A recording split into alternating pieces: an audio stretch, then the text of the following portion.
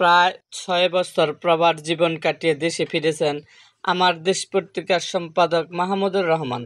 দেশে প্রত্যাবর্তন উপলক্ষে বিভিন্ন রাজনৈতিক দলের নেতারা তাকে শুভেচ্ছা জানাতে বিমানবন্দরে উপস্থিত হন।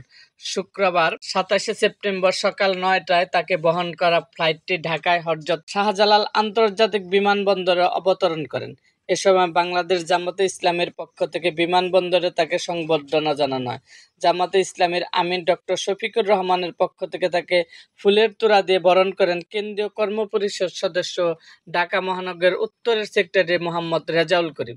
উপস্থিত ছিলেন দলের অন্যান্য নেতাকর্মীরা।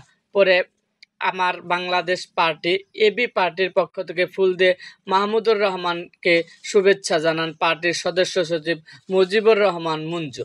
উল্লেখ্য, আওয়ামী লীগ সরকারের রেশনালে পরে দেশান্তরী হয়েছিল দৈনিক আমার দেশ পত্রিকার সম্পাদক মাহমুদুর রহমান। এরকম আরও ভিডিও পেতে এবং রাজনৈতিক অঙ্গনের নানা ঘটনা ও ইতিহাস জানতে আমাদের মুক্তাগাছার ইতিহাস মিডিয়া ইউটিউব চ্যানেলটিকে সাবস্ক্রাইব করুন এবং পাশে থাকা বেল আইকনটি বাজিয়ে দিন।